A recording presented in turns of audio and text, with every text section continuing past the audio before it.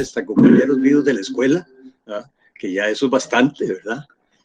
No quiero decir quién es, para que no sepa la edad, no sepan la edad de él, pero así que bienvenido aquí a un antropólogo muy querido, que tengo muchos años de no verlo. Y muchas gracias, don Luis Paulino, por estar aquí. La palabra es suya. Muy buenas tardes, noches, ya anocheciendo. Yo muy complacido de compartir con ustedes este rato para que hablemos de la crisis económica resultante de toda la situación del COVID-19. Espero que sea un rato provechoso, ojalá entretenido, que podamos tener un diálogo muy rico. Yo aquí estoy en mi casa, estoy compartiendo con ustedes desde mi casa, así que pues yo no descarto que en algún momento aparezca un gato por ahí encaramándose encima de la computadora, ¿verdad? Es parte de las cosas que habitualmente me ocurren cuando hago transmisiones de este tipo. Nada más se los advierto, porque pues, ustedes ven que aparece un gato, es algo normal aquí en mi casa. Bueno, vamos a hablar de la crisis. Primero, tratemos de ubicar, vamos a hablar de la crisis en su faceta económica.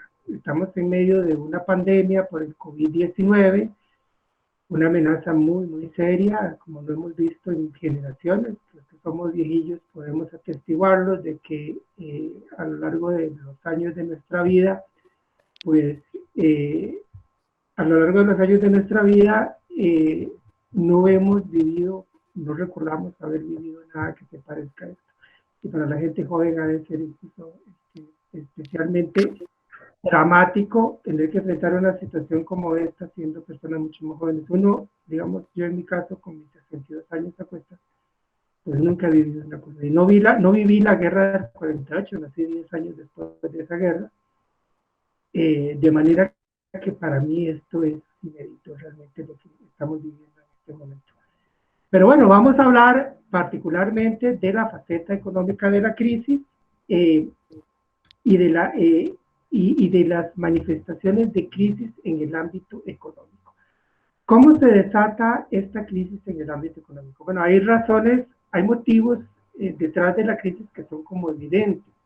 El gobierno de la República, a través del ministro de Salud y las autoridades de salud, tienen que tomar una serie de decisiones.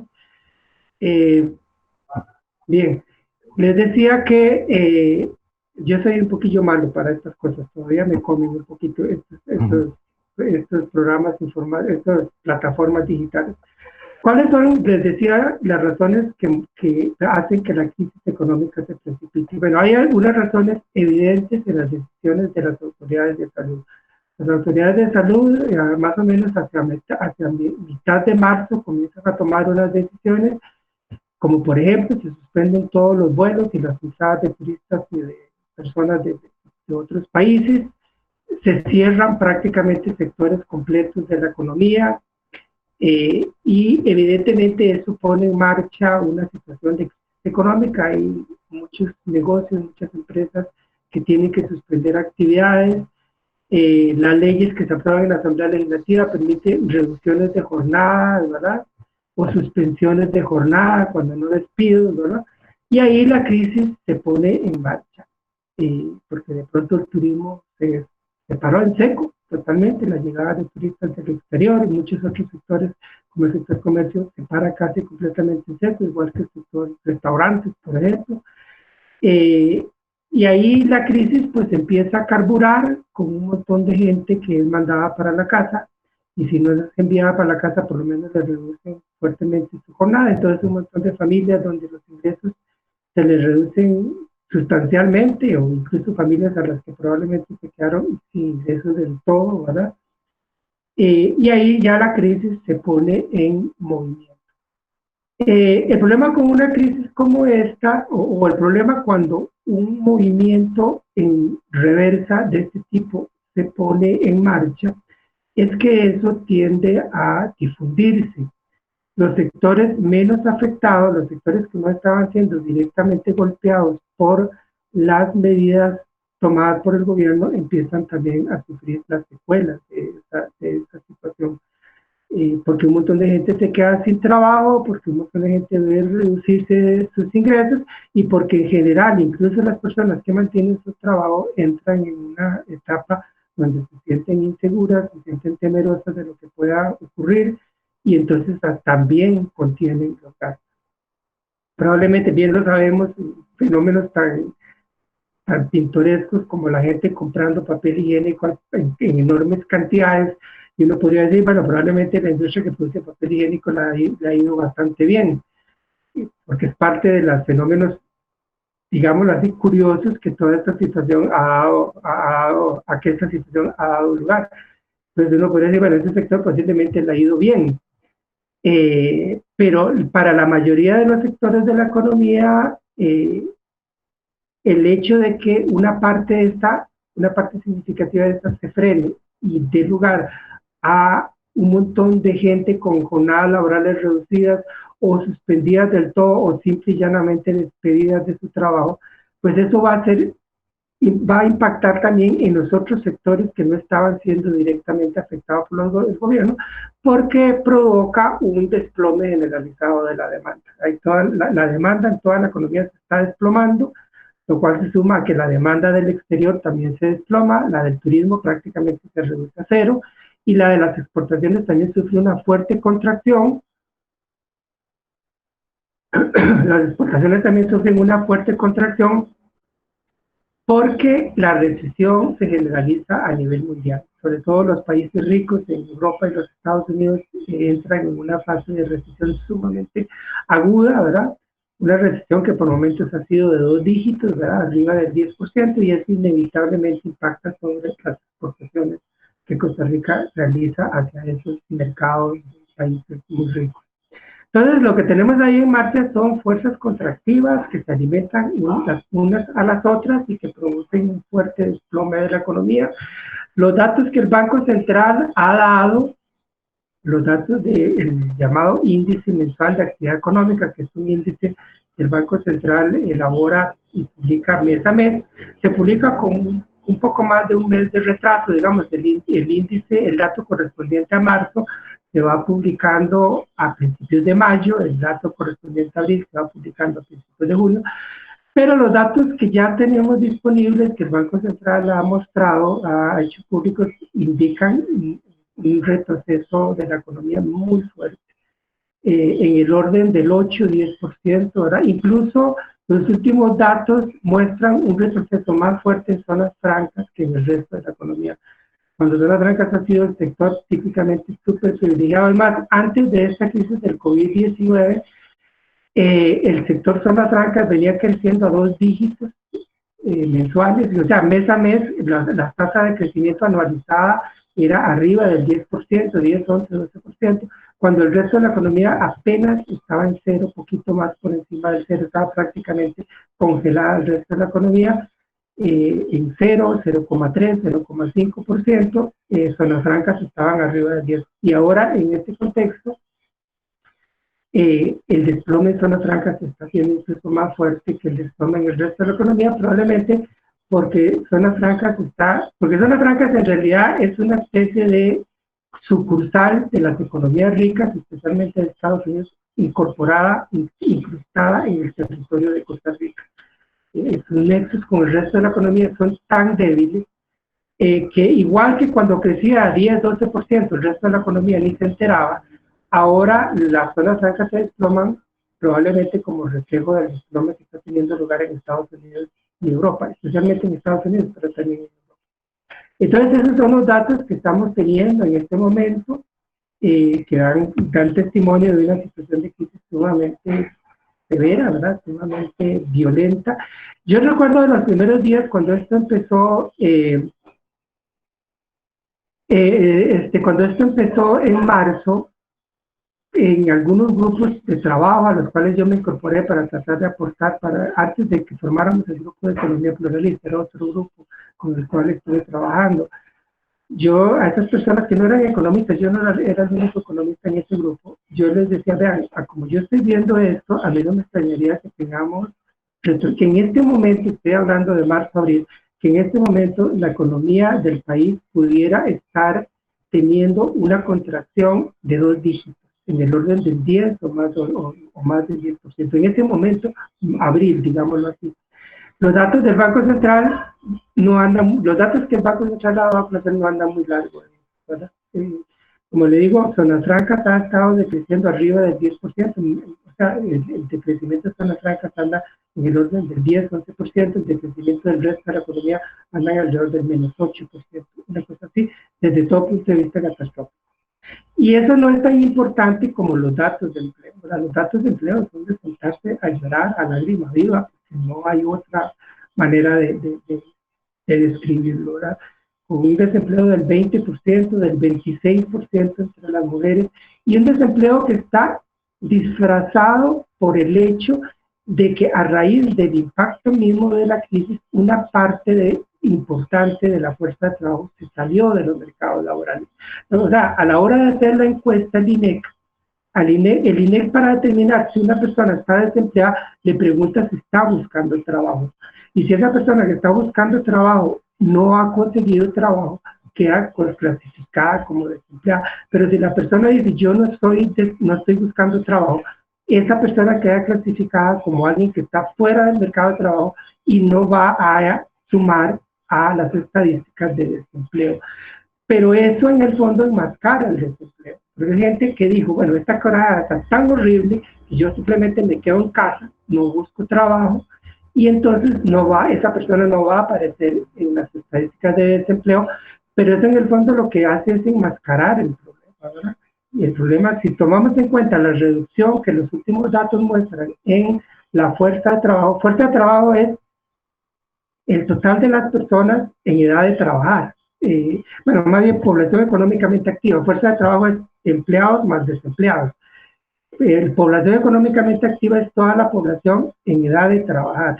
Si uno ve de esa población en edad de trabajar, ¿cuál es la que está como fuerza de trabajo? O sea, ¿cuál es la población que está o trabajando o buscando trabajo? Uno ve que el dato de fuerza de trabajo se comprimió. Comparado con un año antes, hay una compresión del dato de fuerza de trabajo, lo cual, y a su vez un incremento de la parte de la población que queda fuera de la fuerza de trabajo, que teniendo edad económicamente activa, está en edad económicamente activa, se excluyó. Y eso enmascara, como digo, la dimensión del problema que es francamente catastrófico. Ahora, frente a esta situación, el gobierno, por diversas razones, digamos, por esa conspiranoico ni nada por el estilo, hay diversas razones por las cuales el gobierno intenta abrir, digamos, comillas, abrir de nuevo la economía. En parte, evidentemente, las cuestiones de las cámaras empresariales, pero de ahí la situación económica misma genera una presión para que el gobierno lo intente reabrir la economía. La impaciencia misma de la gente. Estos días estamos viendo que hay gente que sale a la calle a decirle al gobierno que les permitan trabajar, hasta los peluqueros y los salones de belleza le están reclamando eso. Y yo tampoco los culpo, digamos, yo creo que no es correcto. Desde el punto de vista sanitario no es correcto, esa apertura es peligrosa, es muy peligrosa. Venimos de esta situación de estas últimas semanas, que es una situación escalofriante, el aumento en el número de casos, el incremento en las personas hospitalizadas, el incremento en las personas en unidades de cuidados intensivos, e incluso el incremento que hemos tenido en las personas fallecidas. Todo eso es muy atemorizante realmente. Y entonces abrir la economía es muy peligroso, y eso está bien comprobado a nivel mundial. No lo digo yo, lo dicen los epidemiólogos, ¿verdad? Pero también cómo culpa uno a esas personas, que, digamos, a los dueños y dueñas de salones de belleza que llegan y dicen, pero permítame trabajar, porque probablemente la situación económica de su familia es muy angustiosa, ¿verdad? Y no, yo no puedo tampoco culparles, a pesar de que no obstante que creo que es peligroso que se dé esa apertura. Pero bien, el gobierno intenta esa reapertura como para ver si eso ayuda a reanimar la economía, a sacar la economía del hueco en el cual hemos caído. ¿Qué posibilidades hay de que la economía se recupere a través de esa reapertura? Yo creo que las posibilidades son muy limitadas. En primer lugar, está la amenaza de que la reapertura sea acompañada por rebrotes de la enfermedad, de rebrotes del contagio, rebrotes que eventualmente pudieran llegar a tal nivel que obliguen a cerrar, incluso a cerrar más fuerte, ¿verdad? Eso no se puede descartar, eso podría ocurrir. Y aquí entonces tal vez introduzco una breve reflexión. Cuando yo oigo hablar, que se repite muchísimo, que hay que establecer un balance entre economía y salud, que el gobierno tiene que esforzarse por establecer un balance entre economía y salud. Yo creo que eso no es posible, porque la idea de balance sugiere que economía y salud están en el mismo nivel, tienen la misma importancia. Es como ponerlas en una balanza, en un lado de la balanza la salud y en el otro lado de la balanza la economía, y que queden empatadas, que queden balanceadas, equilibradas, como si fueran igual de importantes. Y yo creo que no podemos verlo de esa manera. Aquí la variable clave sigue siendo la salud. Sigue siendo proteger la salud de la población, impedir que el COVID-19 se nos salga de control, porque si el COVID-19 se sale de control, no hay forma de salvar la economía. Yo no veo cómo, si el COVID-19 se nos sale de control, si los hospitales colapsan, si comenzamos a tener muertos en media calle, y hay que recogerlos de muertos en la calle, como ha sucedido en otros países, la economía no va a poder sostener, no hay forma de sostener la economía en una circunstancia así. Entonces, la prioridad en el marco de esta pandemia, el punto 1 sigue siendo la salud. Tomar todas las medidas humanamente posibles para proteger la salud y la vida, y entonces, de acuerdo con eso, o detrás de eso, ver qué podemos hacer con la economía. Yo ahí reitero, creo que esa idea de balancear economía y salud es una idea errónea, porque la prioridad sigue siendo la salud, porque la economía misma no va a poder salir adelante si la salud se nos desbarranca, si perdemos el control sobre la pandemia, sobre los contagios. Entonces, aparte de esa consideración, lo que yo indicaba es que la reapertura, incluso en las hipótesis más optimistas, no tiene más que una posibilidad limitada de sacar adelante la economía. Supongamos que logramos un exitoso control de los contagios, que logramos que los contagios se reduzcan a una dosis diaria que permita que el Ministerio de Salud mantenga la trazabilidad, y entonces con cada caso que aparece se puede detectar cuáles son todos los casos relacionados, se pueden aislar y que se mantenga este control y mantengamos un número reducido de personas hospitalizadas y un número reducido de personas en UCI, y que todo esto esté bajo control. Y que entonces con todo eso bajo control avanzamos en la apertura de la economía, restablecemos actividades económicas, lo de los hoteles, lo de los restaurantes, todo bajo protocolos estrictos, protocolos sanitarios estrictos.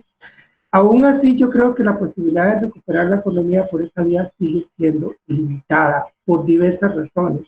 En primer lugar, porque el ambiente psicológico, y en esto también el ambiente psicológico pesa muchísimo, el ambiente psicológico es muy adverso, sumamente adverso. Nadie se va a querer embarcar en grandes, digamos, pensando en las empresas, ninguna empresa va a querer embarcarse en grandes proyectos de inversión en este contexto.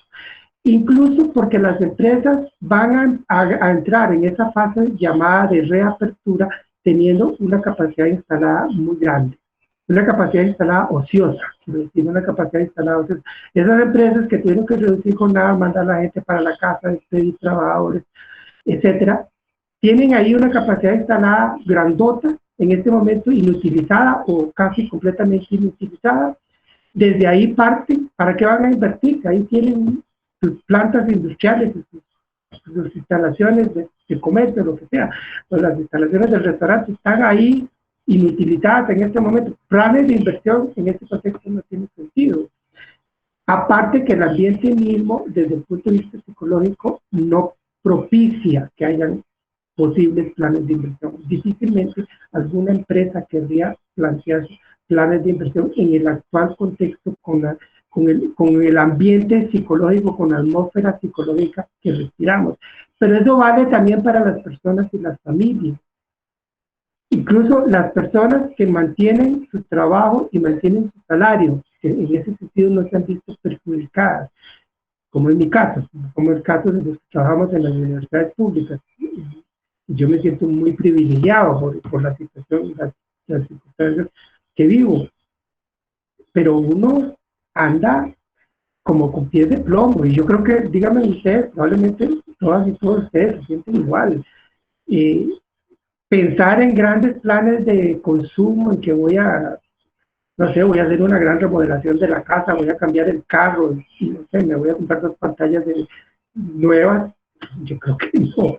En general la gente no se siente animada, y ese ambiente psicológico contiene el consumo y la inversión, dificulta cualquier posible recuperación. Súmele que las exportaciones no se van a recuperar fácilmente. La recesión en Europa y Estados Unidos es tan profunda que yo no puedo imaginar que las exportaciones vayan a tener una recuperación fácil y rápida. Va a llevar meses, que las exportaciones se van a mantener muy estancadas. No hablemos de las exportaciones de zonas francas porque su impacto para el resto de la economía es limitado. Hablemos de las otras exportaciones que no son de zonas francas que sí tienen más impacto en el resto de la economía. Y el turismo mucho menos.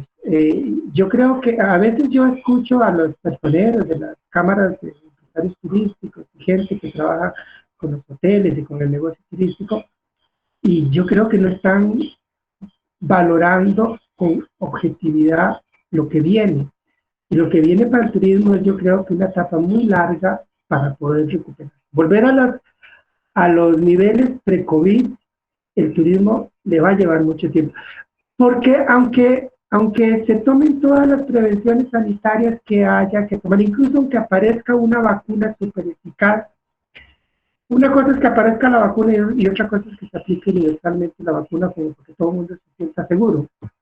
Va a haber muchísimo temor, muchísima inseguridad, y esto va a mantener el turismo deprimido probablemente por mucho tiempo, ¿verdad? Entonces, la reapertura, lo más que podría hacer es una recuperación parcial de la economía.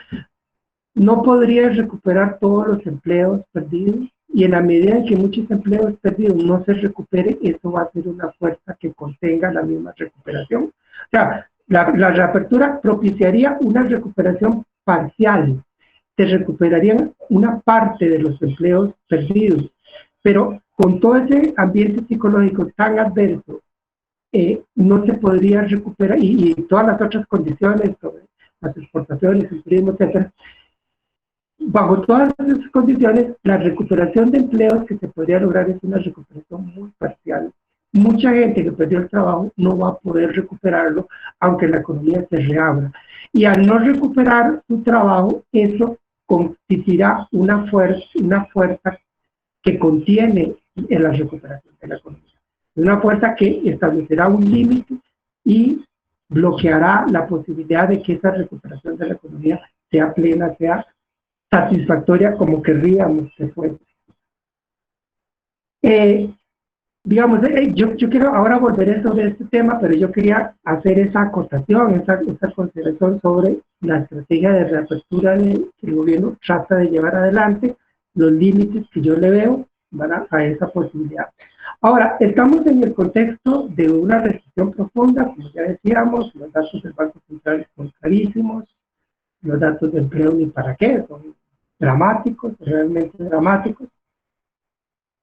En el contexto de una recesión tan profunda, con impactos sociales tan fuertes, ¿verdad?, con un costo humano tan doloroso, ¿qué debería hacer?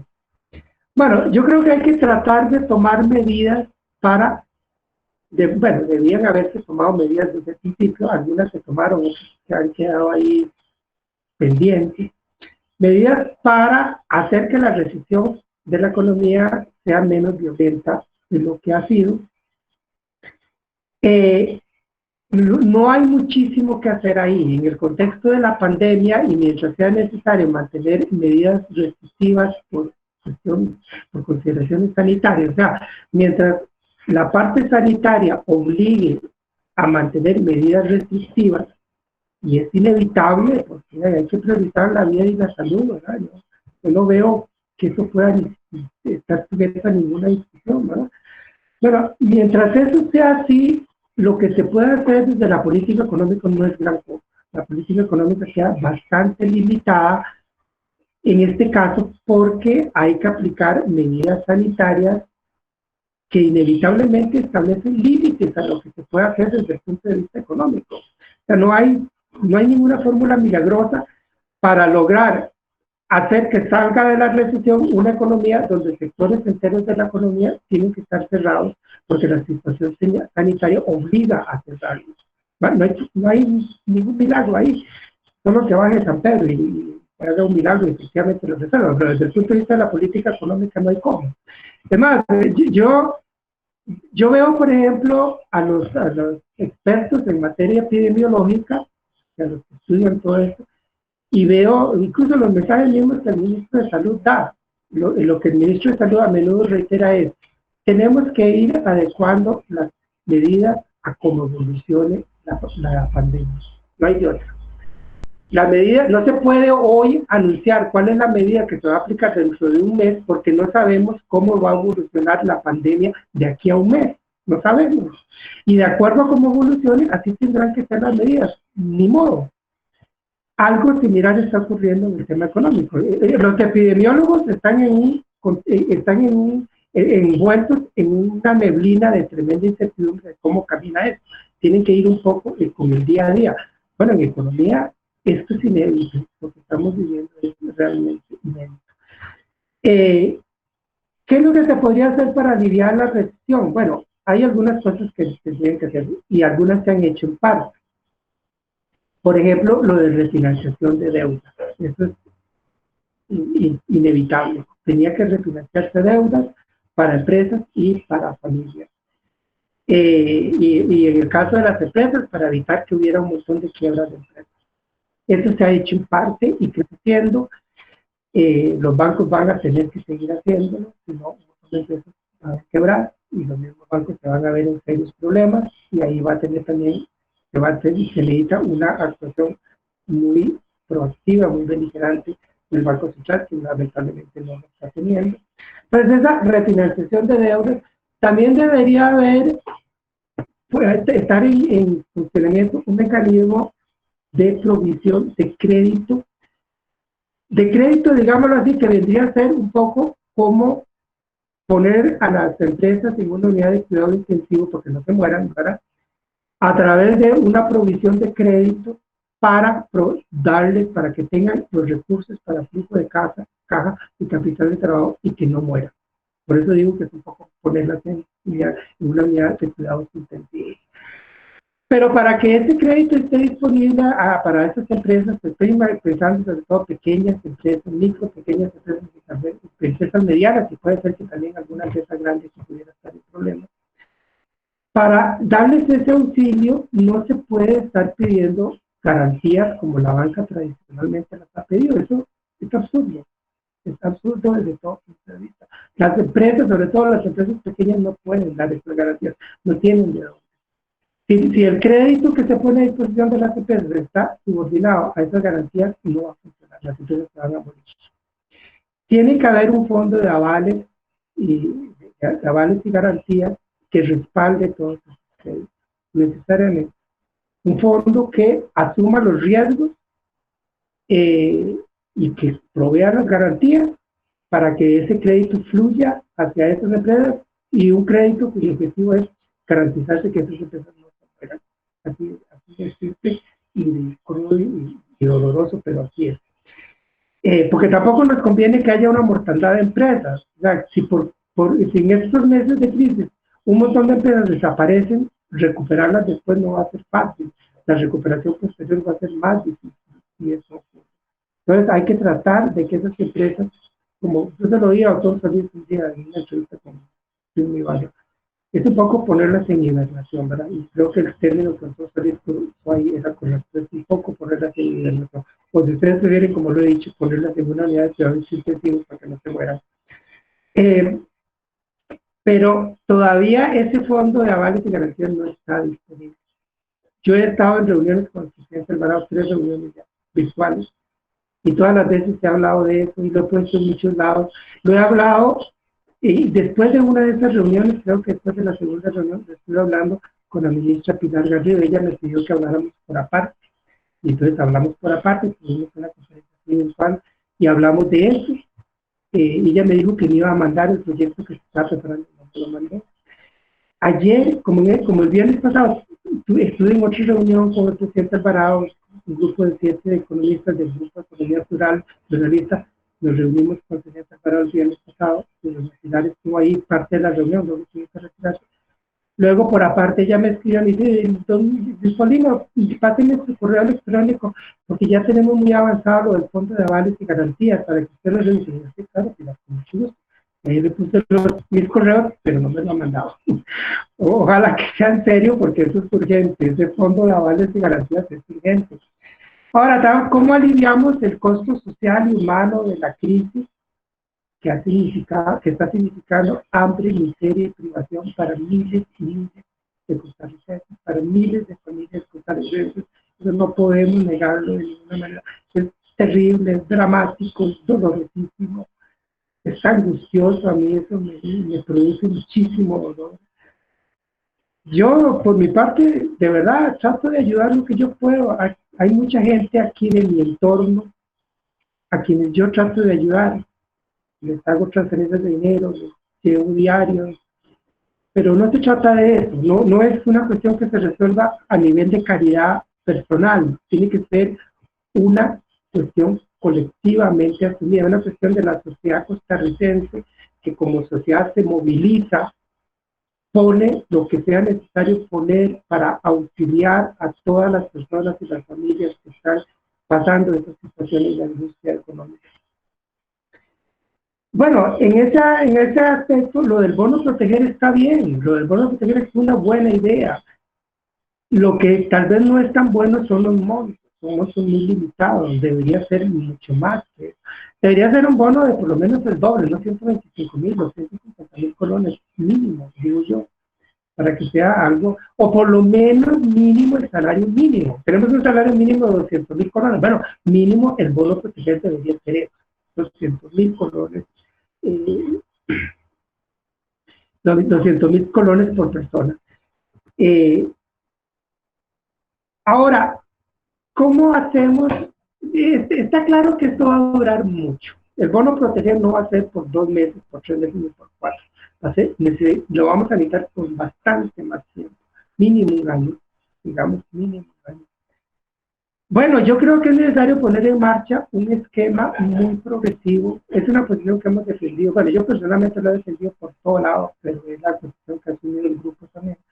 De un esquema tributario, un esquema de tributos y subsidios muy progresivo.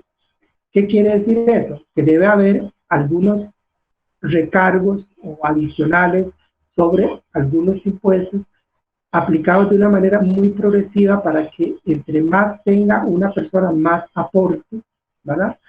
Y esto acompañado de un esquema de subsidios muy progresivo, o sea, un esquema de subsidios que realmente beneficie a quienes realmente lo necesitan. No es que por ahí algún pibillo va a aprovecharse de los subsidios y sin ninguna necesidad va a recibir subsidios. Los subsidios tienen que ir a quienes efectivamente lo necesiten. Por eso digo, un esquema de subsidios muy progresivo. ¿Cómo se podría hacer esto del esquema tributario progresivo? Bueno, yo creo que debería haber un recargo sobre el impuesto sobre la renta en sus diversos aspectos. El impuesto sobre salario, el impuesto sobre ganancias, el impuesto sobre rentas y ganancias de capital. Tal vez pensado en este momento como algo transitorio, pero tal vez también como un primer paso hacia una reforma tributaria efectivamente progresiva en Costa Rica, que es algo necesarísimo para nuestro país. La objeción que siempre se hace, que yo se la he oído a la gente de las cámaras empresariales, hay mucha otra gente que no viene de las cámaras empresariales, pero que asume la misma ideología. La objeción es que con eso van a desestimular la producción y el empleo, y que en este momento lo que se necesita es estimular la producción y el empleo. Bueno, eso es discutible.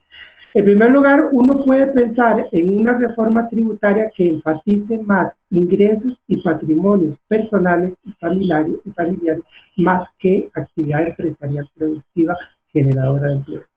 Es factible hacer esa diferencia entre patrimonios e ingresos personales o familiares y la actividad propiamente empresarial, que es una actividad que efectivamente genera empleo y genera producción. Eso por un lado, eso se puede hacer.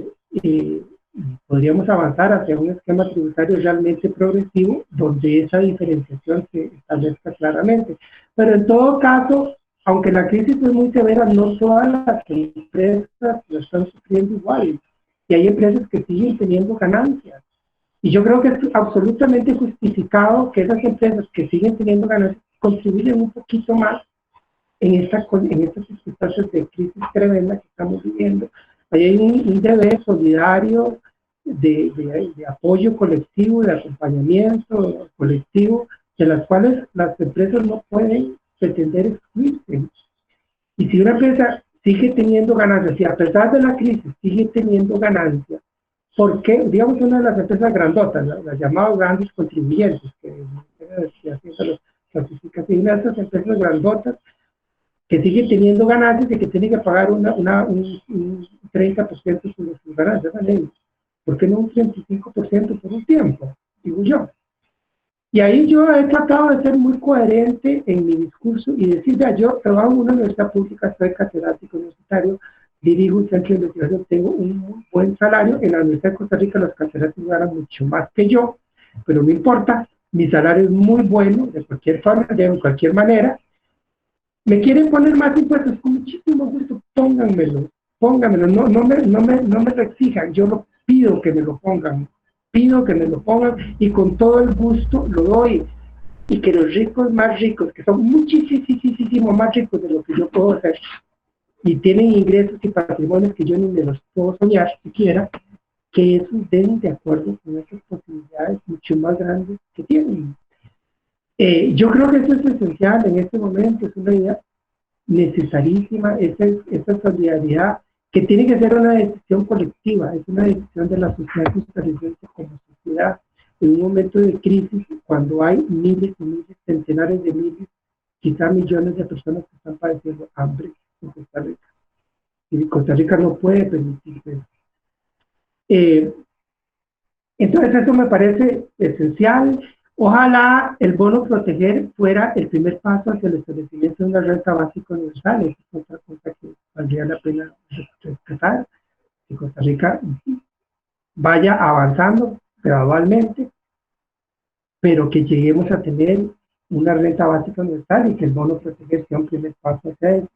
En todo esto está también el debate sobre, y que ya brinco a otra cosa, sobre el papel de todo esto del Banco Central, que yo un poquito lo anticipé en cosas que dije anteriormente. El Banco Central de Costa Rica es una institución tremendamente ortodoxa en sus concepciones económicas, en su concepción de la política monetaria, y por lo tanto tremendamente conservadora, y sigue siéndolo, no obstante las circunstancias de crisis que estamos viviendo. En una condición de crisis excepcional como la que estamos viviendo, el Banco Central insiste más o menos en seguir haciendo lo mismo que siempre ha hecho, como si nada pasara. Entonces, la meta principal del Banco Central, todo lo que hace sigue siendo la inflación, mantener la inflación baja. Cuando la inflación más bien está en territorio negativo, y en estos últimos meses hemos estado teniendo inflación por debajo de cero, y aún así el Banco Central sigue preocupado por la inflación.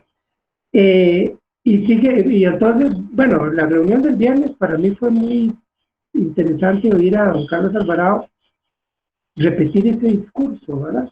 Repetir ese discurso. Es que nosotros no podemos optar por emisión monetaria porque la emisión monetaria va a provocar inflación y entonces se nos sale de control. Y ahí uno sigue leyendo comparaciones con la crisis de los años 80, la crisis de 1980, 1982, y sacan a reducir la inflación elevadísima que hubo en aquellos años, que especialmente en el año 81, no sé si ustedes saben eso, conocen esos datos o los recuerdan, en el año 81 Costa Rica tuvo una inflación del 65%, y en el año 82 tuvo una inflación 82%, es la inflación más alta que Costa Rica tenía en toda su historia.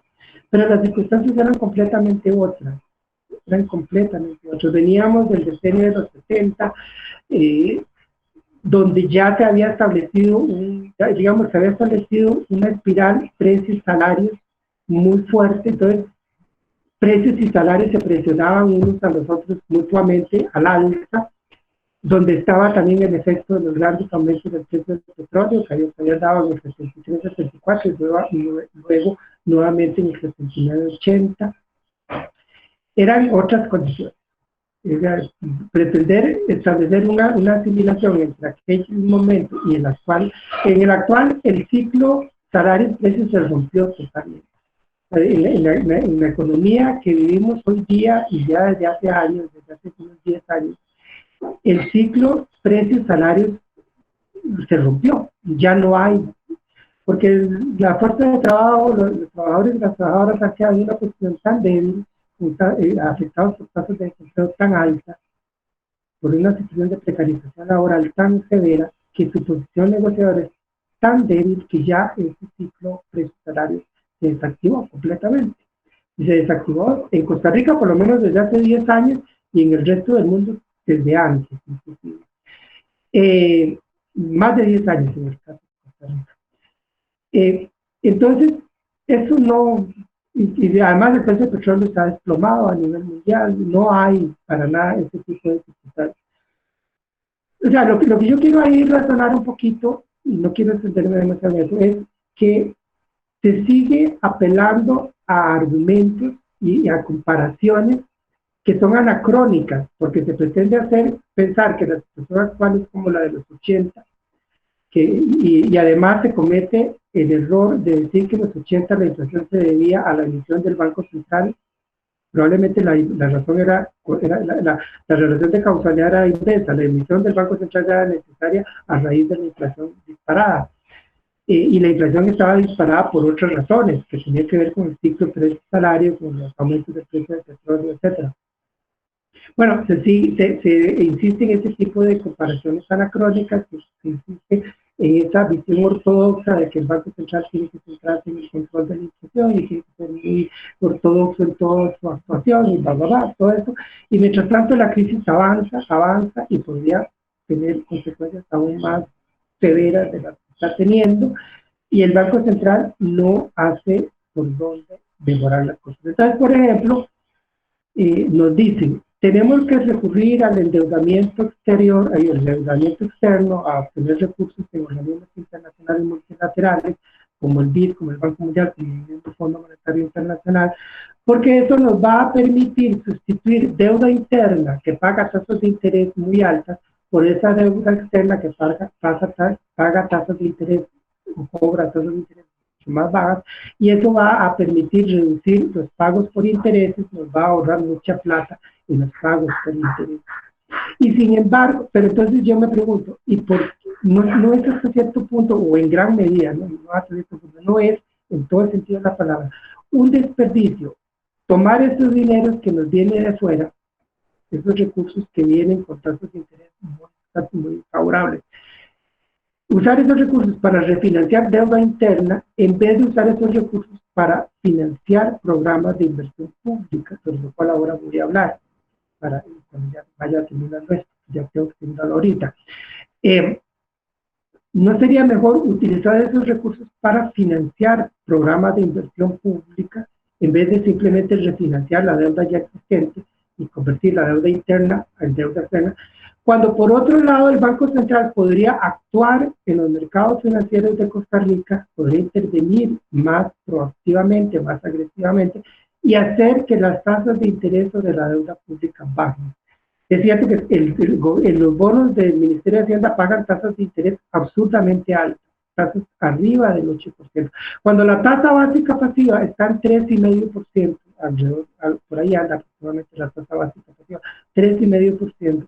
El gobierno está pagando por los bonos que emite tasas en el orden del 8,5%, o sea, alrededor de 5 puntos arriba de la tasa básica pasiva. Eso no tiene justificación, es absolutamente irracional. Y el Banco Central mira eso y no hace nada. y podría hacer mucho para obligar a que las tasas de interés sobre los bonos de la deuda pública bajen y entonces los pagos por intereses de la deuda pública bajen. Y ahí esto podría tener un impacto significativo sobre el déficit fiscal y podría liberar recursos para usos mucho más importantes, como es la atención de la pandemia o la atención de las personas que se quedaron sin trabajo, las personas que están en situación de pobreza. El mismo fondo de avales y garantías que yo he mencionado, el Banco Central debería tener un papel de liderazgo para conformar ese bono de avales y garantías. El Banco Central debería estar listo para apoyar al mismo gobierno de la República si el gobierno se ve en dificultades para financiarse. Eso lo están haciendo todos los bancos centrales del mundo. Incluso el Banco Central Europeo, que tiene una tradición más conservadora por la influencia del Banco Alemán, del Banco Central Alemán, que históricamente ha sido más conservador. Bueno, se hizo muy conservador a raíz de la hiperinflación alemana de los años 20 del siglo pasado. La experiencia de la hiperinflación alemana de los años 20 hizo que de ahí en adelante los alemanes se convirtieran en gente muy conservadora desde el punto de vista monetario, y su Banco Central siempre ha sido, a partir de ahí, un Banco Central muy conservador, y el Banco Central Europeo heredó esa influencia del Banco Central Alemán, pero aún así el Banco Central Europeo se quitó todas esas fantasmas de la ortodoxia monetaria. Desde 2012 para acá lo hizo, y en este momento lo está haciendo y está interviniendo. Lo malo de las intervenciones de los bancos centrales de los países muy ricos, como Estados Unidos, es que mucho de lo que interviene, al final de cuentas, simplemente alimenta la especulación en las bolsas de valores. Más que ayudar a generar empleos, termina repercutiendo en especulación en las bolsas de valores. Pero la intervención del Banco Central de Costa Rica sí podría orientarse, dadas las condiciones de nuestra economía, y que no tenemos bolsas de valores sofisticadas, ni mercados especulativos como los que existen en estos países ricos.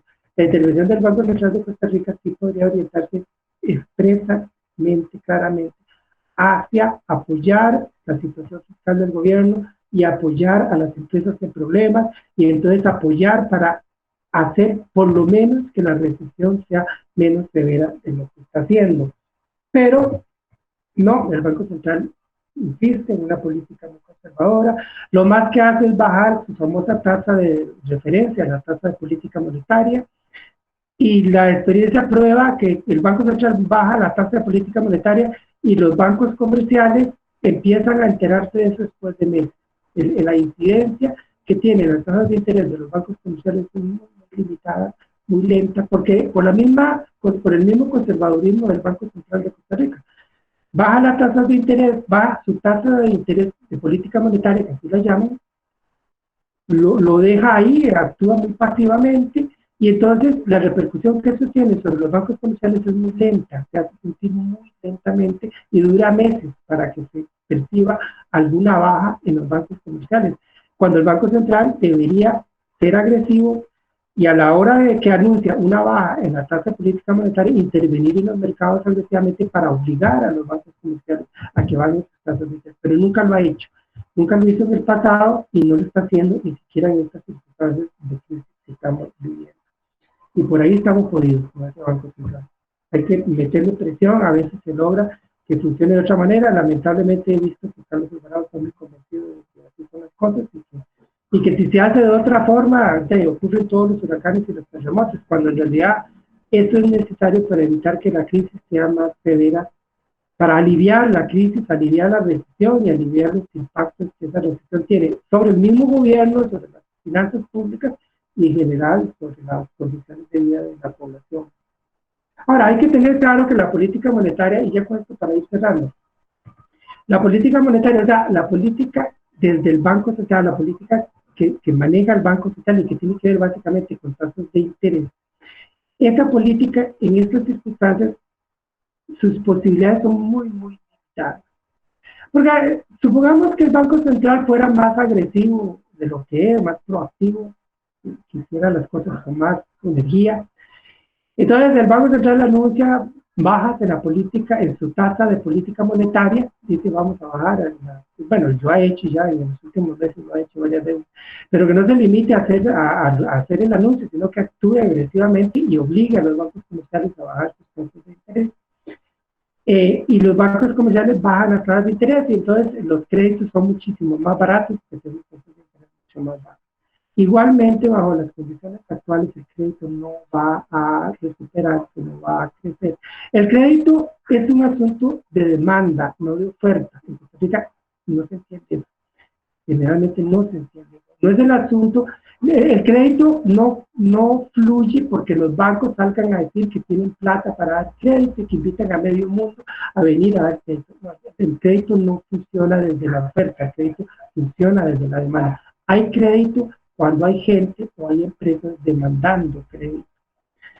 Y cuando eso ocurre, entonces se ve crecer el crédito, se ve que los bancos están colocando montones de préstamos, etcétera, etcétera. Que, por ejemplo, es lo que veíamos en el auge económico de 2006-2007, que fue un auge económico, el último auge económico que tuvo Costa Rica, que la economía que estuvo creciendo a 7-8% anual. En ese auge económico el crédito fluía a raudales, y la gente estaba demandando crédito, entusiasmada, se estaban haciendo grandes proyectos inmobiliarios, hoteles, edificios de apartamentos, la gente estaba consumiendo como loca, entusiasmadísima, comprando cosas.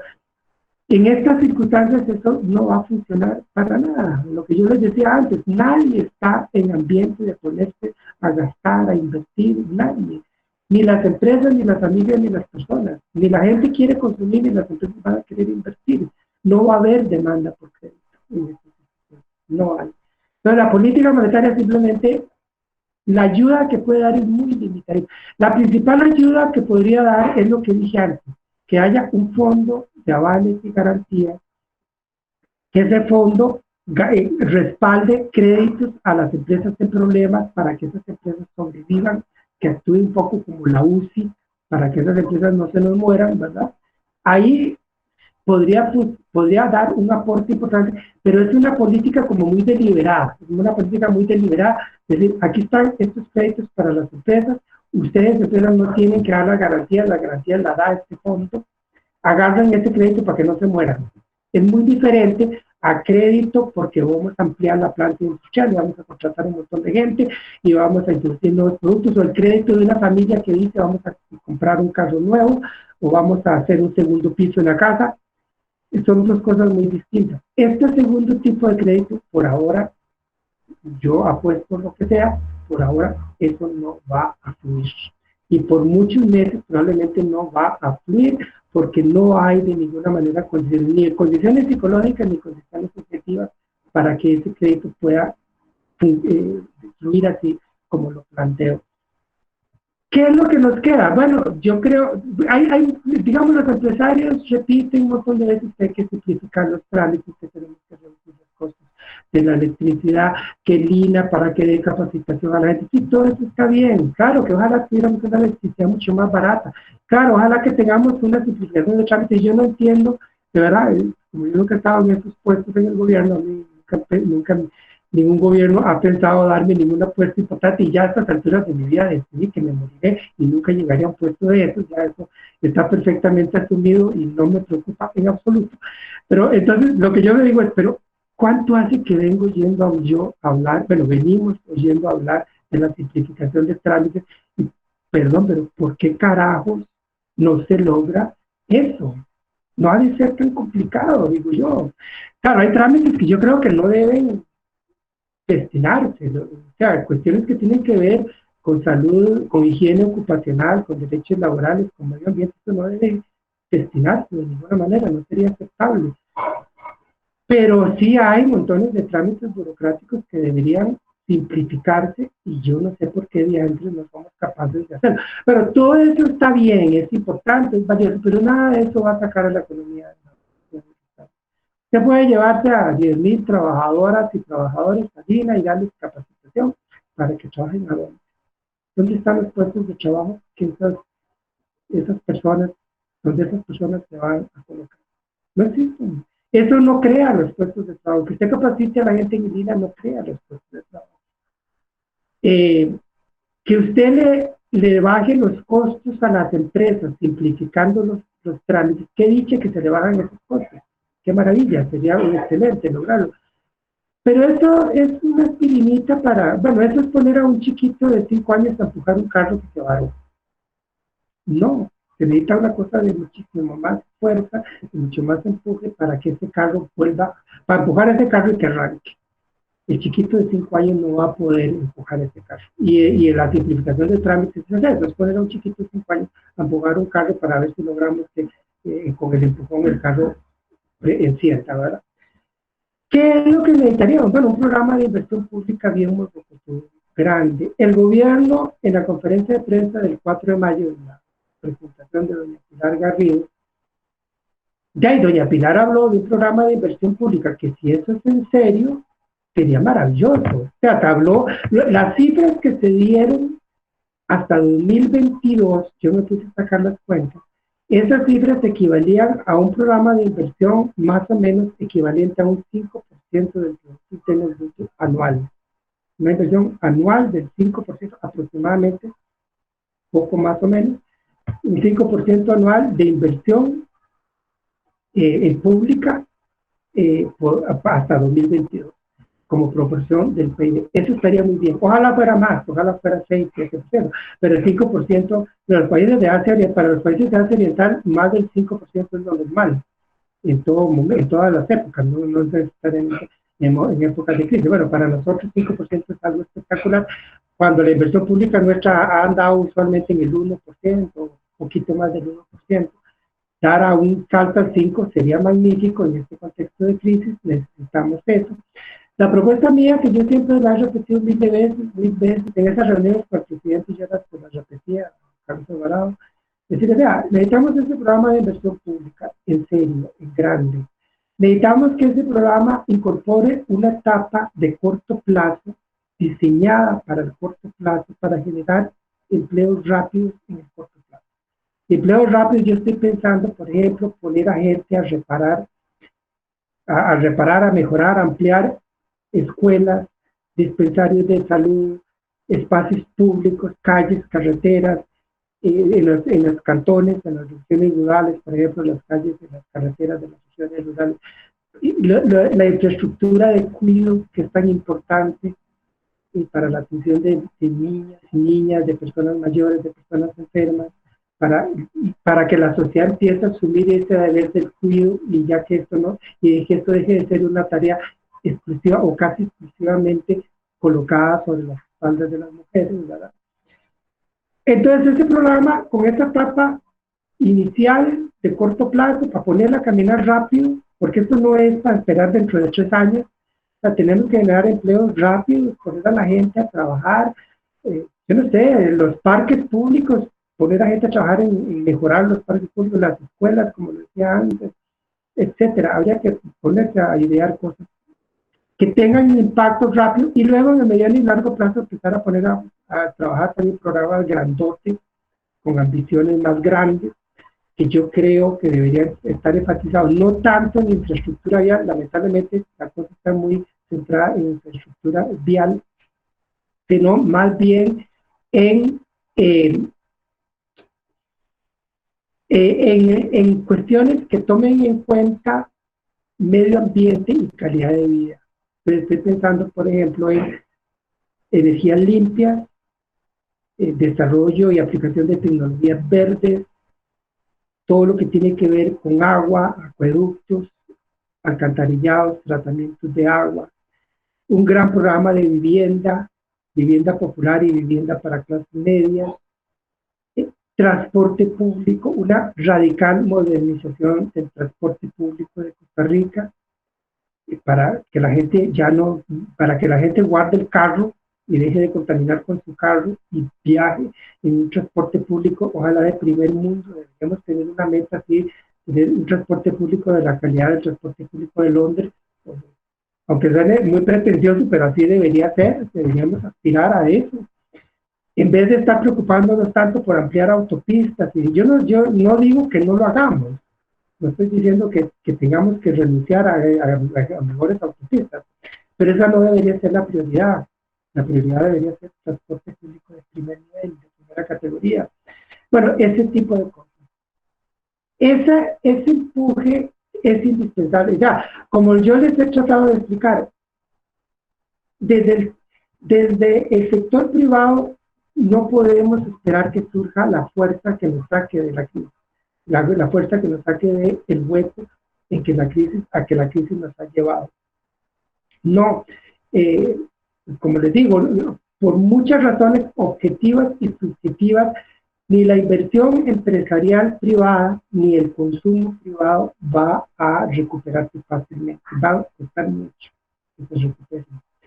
Pero tampoco las exportaciones y menos el turismo. Eso va a llevar tiempo, el turismo va a llevar más tiempo. Las exportaciones también van a llevar su tiempo, pero el turismo, las exportaciones de bienes y servicios van a llevar su tiempo, pero el turismo va a llevar aún más tiempo para recuperarse. El impulso tiene que venir del sector público. El sector público, el libre mercado no tiene cómo resolver eso. No tiene cómo. O lo resolvería en un plazo muy largo, y como dijo John Maynard Keynes, que la frase ha sido muy mal interpretada muchas veces, cuando dijo Keynes, en el largo plazo todos estamos muertos. La frase de Keynes era algo como así, cuando se dirigía a los colegas economistas de su época, y les decía, vean, colegas, los economistas le hacemos un flaco favor a la humanidad, diciéndole que cuando la tormenta pase, el mar estará nuevamente calmo. Es que en el largo plazo todos vamos a estar muertos. ¿Qué es lo que quiere decir Keynes con eso? Que si lo dejamos ahí a que el mar se calme, a que la tormenta pase, mientras tanto todos nos hemos muerto. Hemos permitido que el sufrimiento se acumule, que la crisis esté ahí vigente, que la crisis esté dañando a la gente, esté causando dolor, esté causando miseria, hambre, a la espera de que pase la tormenta y que el mar vuelva a estar calmo. No puede ser así. A mí me parece esta frase de quien me parece tan sabia y yo siempre la recuerdo permanentemente porque no, estas son, la gente tiene derecho a vivir su vida ya, a comer hoy, a dormir en una cama calientita hoy, a tener un techo que la proteja de la lluvia y del frío hoy, no dentro de un año, no dentro de 2 años. Si su chiquito se enfermó, que pueda ser atendido hoy y que su enfermedad sea curada hoy y no dejar al chiquito enfermo para que se la atienda no sé cuándo, ¿verdad?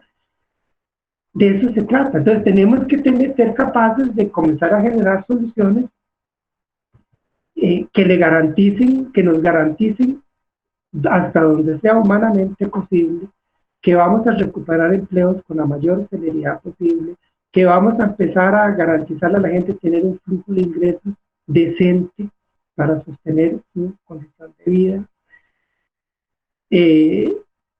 Y las políticas que se hagan deberían estar centradas en eso, sin perder la perspectiva de mediano y largo plazo, por supuesto, poniendo esa luz larga para ver lejos.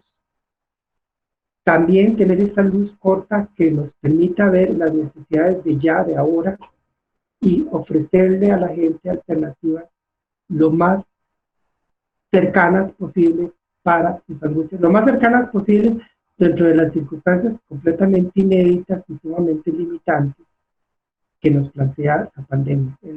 No es fácil, estamos en un contexto complejo, desafiante, terrible. Yo a veces me siento con mi pareja y conversamos de eso, y nos ponemos a los dos, y nos da una gran angustia, compartimos el sufrimiento, somos conscientes de qué privilegiados somos, estamos aquí en nuestra casa, la casa tiene su zona verde, podemos respirar aire, etc. Miles de personas no están en estas condiciones. Miles de personas están sufriendo mucho en este momento. Miles de personas igual tienen que montarse en los buses arriesgando contagiarse en el bus. Igual tienen que hacer filas en San José para agarrar un bus arriesgando contagiarse en la fila. Aunque si las filas al aire libre, pues habrá menos posibilidades de que ocurra eso, pero la posibilidad existe. Entonces no es tan sencillo, con lo que les decía antes, no es tan sencillo eso de que establezcamos el equilibrio entre economía y salud, no es tan sencillo, muchísimo más complejo que eso. Y las aperturas de la economía llevan riesgo, por más protocolos que apliquemos, llevan riesgo. Y eso no podemos ignorarlo, no podemos dejarlo de lado. Bueno, ya con esto termino. Me pasé más de 1 hora de estar hablando, 1 hora y 6 minutos según mi reloj. Muchísimas gracias por su interés y su atención. Quedo a las órdenes de ustedes si es que hay alguna. Yo vi que mucha gente me puso en el chat cosas, pero de ahí, aquí mientras hablo es como difícil poder ver el chat. Así que las disculpas del caso, hay como 14 mensajes en el chat, según veo. Y si Pero desean bueno, aquí ver algunas cuantas, bueno, todos estamos súper concentrados, entonces no se preocupe por la hora. no, ya, yo los dejo a ustedes. Yo más o menos esto fue lo que preparé para tratar de explicar lo que yo creía que era, que yo deseaba compartirles. Perfectísimo, no, muchísimas gracias. Bueno, Más bien todos, por eso le digo, ve que nadie se ha quejado de la hora, todos estamos aquí súper atentos a todo lo que usted nos está compartiendo, porque es lo que estamos viviendo, ¿verdad? Y por eso salen un montón de preguntas y un montón de comentarios. Entonces, si usted más bien tiene tiempo, por lo menos tal vez unas bueno, 2 preguntas como para no dejarlos. sí, Así. veo aquí una pregunta de Denis Calderón que me parece como muy pertinente. Denis me dice que qué medidas se pueden utilizar o aplicar para captar los recursos faltantes productos de la evasión y elusión fiscal. Esa es una pregunta bien importante. Vean, yo creo que en materia de evasión y de elusión fiscal hay una diferencia que debemos tener clara y que usualmente no se tiene clara. Porque en realidad, tratándose de evasión y de elusión, la evasión generalmente es algo que hacen las personas pobres o las empresas pequeñas. La ilusión es lo que hace la gente muy rica que tiene muchos recursos y las empresas grandes. La evasión muchas veces, cuando yo digo que lo hacen personas pobres o empresas pequeñitas o microempresas, no es por una razón criminal, sino por una razón de necesidad, la enorme mayoría de las veces. Digamos, un ejemplo que yo a menudo pongo. Imaginar una microempresaria que tiene una sodita, como tantas mujeres en Costa Rica, una microempresaria, mujer, que tiene sus 2 chiquitos y ella tiene que ver con sus 2 chiquitos, por ella y sus 2 chiquitos, ¿verdad? Y su manutención, su alimentación de todos los días depende de la sodita que tiene. Y esa señora tiene que elegir entre cumplir con los impuestos que debe pagar o lograr tener el dinero suficiente para atender las necesidades de sus chiquitos. Si la decisión de la señora es que no pago los impuestos porque tengo que darle de comer a mis chiquitos, yo le doy toda la razón. Es cierto que eso va contra la ley, pero ahí hay una justificación humana distinta, ¿verdad? Los ricos generalmente no evaden, sino que más optan por la ilusión, y para eso hay bufetes de abogados y firmas de contadores que cobran platanes, que ganan muy bien y que se dedican a facilitar la ilusión, porque la ilusión, a fin de cuentas, es no pagar impuestos recurriendo a mecanismos legales. Entonces, ahora tenemos, por ejemplo, empresas que lograron, bueno, y es una barbaridad tolerada por las autoridades públicas y por la misma legislación que se aplica, de empresas que en realidad son empresas de base nacional que operan para el mercado nacional, que han logrado establecer una empresa, una filial o algo así en zona franca, bajo las justificaciones que sean. Un caso es el Banco Vaca, ¿verdad? Y eso, váyase a saber qué posibilita, qué manejos tributarios posibilita eso, ¿verdad? Eso es para ilustrarlo, ¿a qué me refiero? Es lo que ocurre en Europa con el caso de Irlanda. Irlanda, donde la tasa de impuestos sobre la renta es una tasa que se llama flat, una tasa plana. Yo no me acuerdo si es 10 o 12%, creo que es 10%. Bueno, 10 o 12%, algo así. Es una tasa plana sobre ganancias. Entonces, ¿qué es lo que ocurre? Que las transnacionales tecnológicas, como Microsoft o como Google, como Amazon, etcétera, estas transnacionales tienen supuestamente residenciadas en Irlanda sus activos intangibles, como los activos de propiedad intelectual, son empresas tecnológicas, entonces la mayor parte de sus activos son intangibles, su valor principal como corporaciones tecnológicas está en activos intangibles de propiedad intelectual, sea, todo, por ejemplo, todo lo que tiene que ver con software. El software, hay ahí un valor gigantesco asociado al software y es una cosa intangible. No lo ve, ni siquiera lo ve, menos lo toca, ¿verdad? Bueno, es facilísimo ubicar todo eso en Irlanda y luego en Francia o en Alemania justificar que hay que hacer pagos muy altos a Irlanda, a la filial irlandesa, porque ahí está la propiedad intelectual residenciada, está domiciliada en Irlanda. Entonces las ganancias en Francia o en Alemania se reducen sustancialmente, las ganancias en Irlanda se hinchan sustancialmente, con la ventaja de que en Irlanda la tasa de tributos es muchísimo más baja que en Francia o en Alemania. Probablemente un fenómeno similar se estará aplicando con esas empresas que se ubican en zona franca, siendo empresas que operan en el mercado nacional, ¿verdad? No son empresas, no son transnacionales que producen dispositivos médicos para el mercado de Estados Unidos, son empresas que operan en el mercado nacional. Bueno, de ahí, para combatir esto se necesitan muchas cosas, se necesita fortalecer la legislación, se necesita fortalecer las capacidades tecnológicas a disposición del Ministerio de Hacienda, se necesita fortalecer los equipos técnicos que el Ministerio de Hacienda tiene, se necesita voluntad política, ¿verdad? Una decisión política muy enérgica, muy vigorosa para impulsar todas estas cosas, y es algo que no ha existido, ¿verdad? Se necesita cooperación internacional porque el fraude fiscal tiene una dimensión internacional muy importante. Los muy ricos pueden domiciliar, digámoslo así, sus patrimonios en empresas de papel, en paraísos fiscales, en Panamá, en Bahamas, en Gran Caimán, en Islas Vírgenes, en la isla Jersey o Jersey, o en otros lugares similares, en esos paraísos fiscales, pueden domiciliar patrimonios y eso queda visible para la tributación costarricense, para el Ministerio de Hacienda de Costa Rica. El Ministerio de Hacienda no tiene facultades para revisar las contabilidades de una empresa que está domiciliada en Gran Caimán, y en esa empresa de Gran Caimán está domiciliado los patrimonios de gente muy rica, y entonces no se puede generar.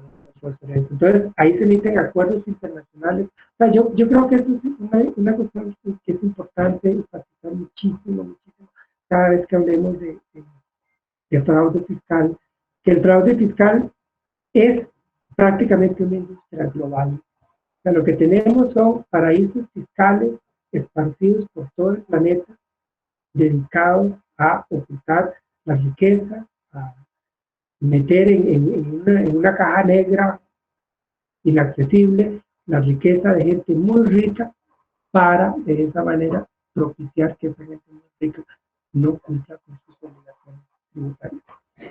Y eso no se puede combatir de otra manera que no sea a escala internacional. O sea, un país individual, y menos un país chiquitito, con un gobierno débil, como el caso de Costa Rica, no podemos desde aquí combatir esos mecanismos transnacionalizados, prácticamente globalizados de fraude fiscal. Para eso se necesita una cooperación internacional muy fuerte y lamentablemente ha faltado liderazgo. La OCDE algo ha hecho dentro de las... Hay muchas cosas de la OCDE que no me gustan y algunas que sí me gustan. Entre las que sí me gustan está esto. La OCDE algo ha hecho en esta línea, algo ha hecho en la línea de transparentar estas cosas, de establecer controles sobre los paraísos fiscales, etcétera, pero en realidad al final resulta bastante limitado. Se necesita algo mucho más fuerte. Yo soy de la idea de que deberían haber medidas draconianas, muy fuertes, sanciones muy fuertes contra los paraísos fiscales para obligarlos a transparentar las cosas, a dejar de ser paraísos fiscales, ¿verdad? Yo quisiera, ya que Estados Unidos está dado a estar imponiendo sanciones por razones político-ideológicas, ¿verdad? Cada vez que no le gusta un gobierno en cualquier país del mundo, en cualquier lado del mundo, entonces aplica sanciones, hasta con China se pone a hacerlo, ¿verdad? Porque Estados Unidos no hace algo similar con los paraísos fiscales. Si no lo hace, probablemente porque tiene paraísos fiscales en su propio territorio. Hay estados de Estados Unidos como Delaware que son paraísos fiscales, en todo el sentido de la palabra. Entonces, como los paraísos fiscales están metidos dentro del propio Estados Unidos, que tan bravo se pone, que con tanta con tanto entusiasmo aplican sanciones cada vez que les da la gana, ¿verdad? Se sienten en condiciones de sancionar a todo mundo. Estados Unidos debería sancionar los paraísos fiscales, sancionarlos fuerte. Y la Unión Europea también unirse a esas sanciones. Pero no lo hacen, ¿verdad? Las medidas que se toman siguen siendo... Se hacen, incluso en algún momento ustedes vieron que Francia clasificó a Costa Rica como paraíso fiscal. Y luego Costa Rica tomó ahí unas cuantas medidas y ya lo sacaron de la lista de los paraísos fiscales. Hasta Panamá, con Panamá también ha habido ese juego de que lo meten y lo sacan de los paraísos fiscales. Pero por cierto, Panamá es un paraíso fiscal en el sentido de la palabra. O sea, nos están queriendo ver la cara de tontos pretendiendo que creamos que Panamá no es un paraíso fiscal, es un paraíso fiscal, sin la menor duda. Como lo es Bahamas, como lo es Gran Caimán, como lo es Islas Vírgenes y tantos otros. Bueno, debería haber muchísimo más. Repito la palabra que dije, deberían haber medidas draconianas con respecto a los paraísos fiscales, sanciones fuertes, un acuerdo internacional, porque es un robo a los pueblos de todo el mundo. Es que los impuestos no se cobran por capricho, y eso yo he tratado tantas veces de explicarlo. Ahora hay una ideología, ha permeado mucho una ideología según la cual los impuestos son un robo al sector productivo privado, que es el que genera la riqueza. No. En primer lugar, la riqueza es un producto colectivo. Una empresa genera riqueza en la medida en que tiene trabajadores bien educados, saludables, en donde en la medida en que hay disponible toda una infraestructura material y una infraestructura institucional. Como a veces me lo han dicho, una respuesta que yo a veces he dado a alguna gente cuando me cuestiona eso, me dicen, es que nosotros que somos empresas privadas somos los que generamos la riqueza y por eso Costa Rica camina gracias a nosotros. Yo, bueno, hagamos una prueba. Llévese su empresa a una isla allá en el Pacífico Sur, una isla solitaria en el Pacífico Sur. Vaya ahí, invierta ahí y me cuenta cómo le va. Vamos a ver qué tan floreciente resulta su empresa ubicada en una isla donde no hay nada de lo que una sociedad como Costa Rica provee. Fuerza de trabajo educada, saludable, infraestructura de diverso tipo, eléctrica, telecomunicaciones, carreteras, una infraestructura institucional, un Estado de Derecho. ¿Por qué la propiedad? ¿Cuál es el requisito indispensable para que haya propiedad privada? Bueno, que haya una normativa y una institucionalidad que resguarda la propiedad privada. Si no, sería un reino salvaje donde la propiedad privada valdría nada, ¿verdad? Bueno, por eso hay que pagar impuestos, porque hay necesidades colectivas que solo se pueden atender a través de la acción colectiva, y esa acción colectiva tiene que canalizarse a través de un Estado, a través del sector público, y ese sector público tiene que financiarse con impuestos. No es un robo, no es gratuito, no es un capricho, la sociedad lo requiere, el capitalismo mismo lo necesita, el capitalismo sin Estado no puede existir, es una completa... Por ejemplo, la discusión sobre el papel de los bancos centrales. La corriente austriaca de la economía sataniza al Banco Central. Considera que el Banco Central es un engendro del demonio, una cosa terrible que causa muchísimo daño, que no deberían existir los bancos centrales.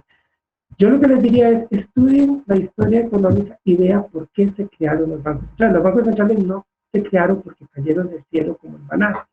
Los bancos centrales se crearon, sobre todo, por ejemplo, la Reserva Federal de los Estados Unidos, que se creó allá por 1912 o 1913.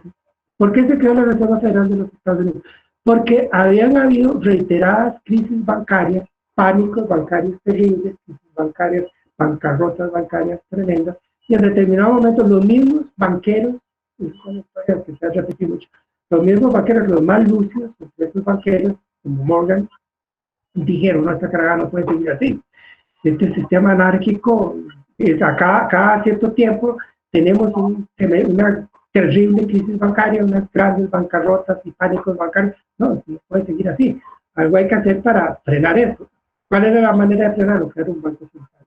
Un prestamista de última instancia y una instancia que tenía que regular el sistema financiero. Bueno, eso es el Banco Central. Por eso existen los bancos centrales. Entonces, una necesidad que el propio capitalismo genera de que se crea una institucionalidad llamada Banco Central. En fin, por eso es que pagamos impuestos. Y bueno, me alargué excesivamente. Me puse a hablar de otro montón de cosas. Pero bueno, con la disculpa de ustedes. No sé, ¿alguna otra pregunta? Vamos a ver si veo algunas otras cosas por aquí. Bueno, por ejemplo, Ernesto me pregunta la medida de la caja de cobro a empresas. Sí, digamos, puede ser una medida razonable para ayudarle a hacer parte de las medidas de la unidad de cuidados intensivos para que las empresas de problemas no se mueran, que no debería hacerse extensiva a empresas que no tengan problemas. Eso debería ser especialmente para empresas con problemas, para auxiliarlas mientras tanto. Pero es parte de esas medidas que dan lugar a un déficit fiscal que la crisis lo hace necesario. Es que cuando yo oigo toda esa perorata necia de cámaras empresariales, de las élites políticas, en la Asamblea Legislativa uno lo oye muchísimo, hablando de qué fuerte que el déficit fiscal, qué barbaridad, de lo que querían. Estamos en medio de una pandemia, como no se ve otra en por lo menos un siglo, y con una crisis terrible originada en esta situación. ¿Qué se imaginaban ustedes? Que la pandemia no iba a tener consecuencias. O sea, la pandemia plantea, esta es otra cosa que parece que no la entienden, aunque es como obvia, como de sentido común, parece que no la entienden.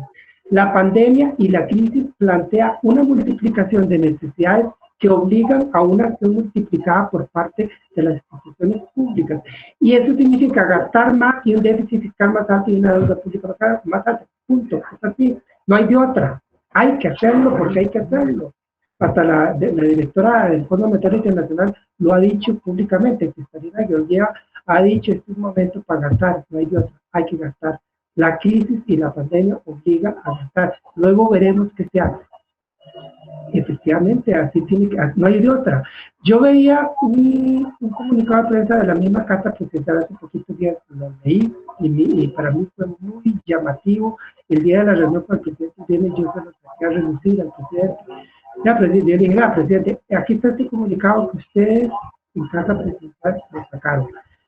Y explican en este comunicado que en el contexto de la crisis, el IMA ha visto multiplicarse por 3.5 veces. O sea, se ha multiplicado por 3,5 veces la cantidad de solicitudes de asistencia que el IMA ha recibido y que ha tenido que atender. Cerca de 1.500.000 solicitudes ha tenido que atender el IMA en este tiempo. Eso es la crisis. Ahí se visibiliza la crisis. Y ahí se visibiliza el papel del sector público en el contexto de la crisis. Y eso ilustra la estupidez de medidas de austeridad fiscal, de recorte, o la estupidez de medidas de recorte de jornada laboral. Es una majadería. Todo el proyecto que el gobierno está presentando a la Asamblea Legislativa de recorte, el gobierno decía que eran 340.000, 350.000 millones que se recortaban, y los diputados dicen que no, que el recorte neto es 195.000 millones. Bueno, eso es secundario. Lo que a mí me llamó la atención es que la gente de las municipalidades, gente de las asociaciones de desarrollo comunal y gente de juntas de educación, pero además gente de las cámaras de construcción, de las cámaras empresariales de la construcción, están muy preocupados por estos recortes. Los de la construcción están muy preocupados porque se va a limitar la construcción de viviendas de interés social. El recorte que se anuncia dice que equivale a la construcción, creo que de como 3.200, 3.300 casas de bien social. Y a los empresarios del sector construcción eso obviamente les preocupa mucho. Pero les preocupa a las juntas de desarrollo, a las juntas de educación, a municipalidades, a asociaciones comunales. ¿Por qué les preocupa? Porque les están recortando recursos que normalmente se utilizarían en obras o acciones en las comunidades, en las escuelas, en los cantones, en los territorios. Y si recortamos eso, ¿qué estamos haciendo? Bueno, agravando la crisis. Estamos agravando la crisis al dejar desatendidas necesidades en las comunidades, en los cantones, en las escuelas. Es un recorte que repercute en agravamiento de los impactos sociales de la crisis y que repercute también en agravamiento de la recesión económica. Porque finalmente, si los empresarios de la construcción construyen esas 3.300 viviendas, ahí se va a estar generando empleo para un montón de trabajadores y se van a estar generando flujos de adquisición, de insumos, de materiales, y entonces van a haber ferreterías y empresas que construyen materiales de construcción que van a estar generando esa producción para atender esa demanda. Si eso se corta todas esas cosas. Ni se van a contratar a esos trabajadores que se pudieron haber contratado, ni se van a comprar los materiales de construcción que se habían comprado para hacer esas construcciones.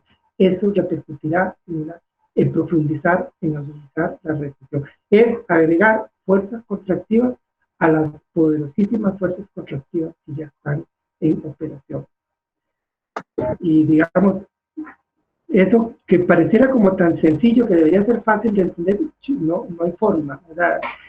El discurso de la austeridad fiscal no tiene pies ni cabeza. Yo quisiera que ellos explicaran de qué forma pretenden lograr los buenos resultados que quieren lograr. O sea, yo no sé si el discurso de la austeridad fiscal que esta gente plantea se inspira en una teoría que se llama la teoría de la austeridad expansiva. Es una teoría económica, básicamente viene de economistas italianos, pero luego se usó a nivel mundial, llamada así la teoría de la austeridad expansiva, que lo que dice es que cuando el gobierno recorta los gastos, eso tiene un efecto estimulante en la economía, hace que las empresas se sientan incentivadas a invertir más, a ampliar la producción, básicamente porque se genera la expectativa de que en el futuro va a haber menos impuestos. Entonces las empresas razonan diciendo, uy, qué dicha, el gobierno bajó los gastos, ahora va a haber menos impuestos en el futuro, y entonces eso me estimula a aumentar la producción, la inversión.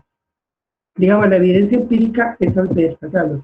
Todos los estudios que yo conozco, incluso ha habido estudios empíricos que tratan de aportar datos, evidencias, apoyando la idea de la austeridad fiscal, y luego yo he visto otros estudios donde se examina más a fondo los primeros estudios empíricos aportados y se demostraba el error que había en estos estudios. O sea, incluso de una causalidad inversa. El déficit fiscal había bajado, se había logrado registrar una reducción del déficit fiscal, pero porque la economía se había expandido por otras razones. Por ejemplo, economías pequeñas, muy abiertas, habían tenido una expansión exportadora, la expansión exportadora levantó la economía y al levantar la economía bajó el déficit fiscal. Pero la relación no era que la reducción del déficit había provocado la expansión, la relación era más bien que la expansión económica, por razones ajenas a la cuestión fiscal, había posibilitado que el déficit fiscal, que las cuentas fiscales mejoraran. Entonces yo digo, ¿será que estos diputados y diputadas que hablan de esto están inspirados en esta teoría? No saben los cuestionamientos tan severos que hay en esta teoría, no entienden que en las circunstancias actuales esta teoría no podría funcionar, porque como yo se los he planteado a ustedes, el ambiente psicológico es tan adverso que no hay manera, es iluso imaginarse que los empresarios se van a sentir entusiasmados porque mira, el gobierno recortó 200.000 millones del gasto. ¿Por dónde? Si lo que los empresarios están registrando, lo que las empresas están registrando es que se les cayeron las ventas, simplemente se les cayeron y no hay por dónde levantar las ventas. ¿Con qué ánimo? Y además en un contexto de tanto temor, que la pandemia, que nos contagiamos, que la gente se muere, que en Estados Unidos se han muerto ya 140.000 personas y a nivel mundial más de 600.000 personas. Eso está ahí circulando. Y eso frena cualquier optimismo que nadie pudiera.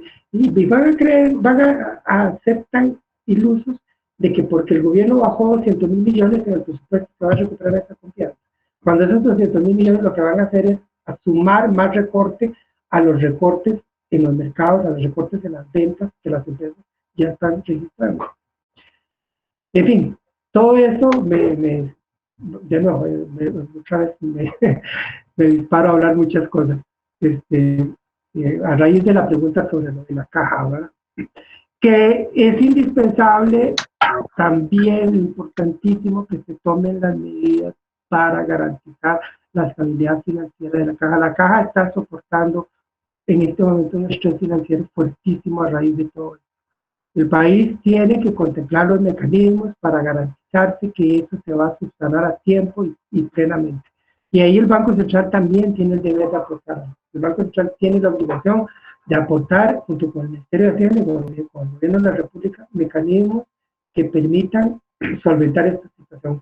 Crear algún fondo ahí, algún mecanismo que se podría hacer para generar un fondo que permita ir apoyando a la caja y haciendo que sus finanzas vayan saliendo a flote y que no se suspendan los programas de inversión que tiene la caja.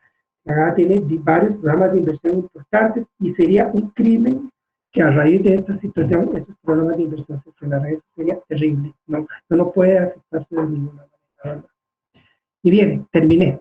Yo no sé si ya terminamos la conversación o hay algo más pendiente por ahí.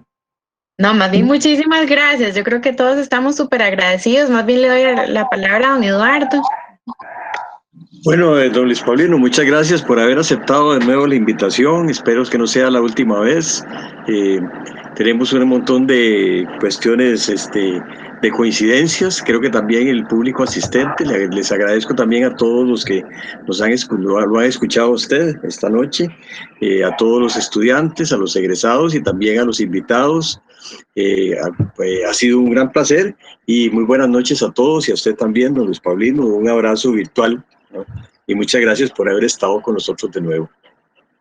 A todos y a todas, muchas gracias. Ha sido un placer compartir con ustedes. Sobre todo, disfruto mucho la posibilidad de poder extenderme, porque a veces ya últimamente yo me he vuelto rejego para eso de estar participando en debates donde lo que tengo es un minuto para dar una idea y que cosa más absurda, no puedo decir nada en un minuto. Prefiero una posibilidad, como si ustedes quieren escuchar a alguien que opine diferente, traes a Eli Feinsack, si ustedes quieren oír a Eli Feinsack que opina completamente distinto a mí, pues maravilloso que lo escuchen a Eli Feinsack, pero gracias que me dieron este espacio como para yo poder extenderme y explicar las ideas con más amplitud, que es algo que he hecho en falta muchísimo. Deseo mucho contar con este tipo de espacios para poder explicarme con más amplitud y se los agradezco muchísimo, de verdad. Muy buenas noches y para todos el abrazo virtual también. Muy bien, muy buenas noches a todos. Igualmente, muchísimas gracias.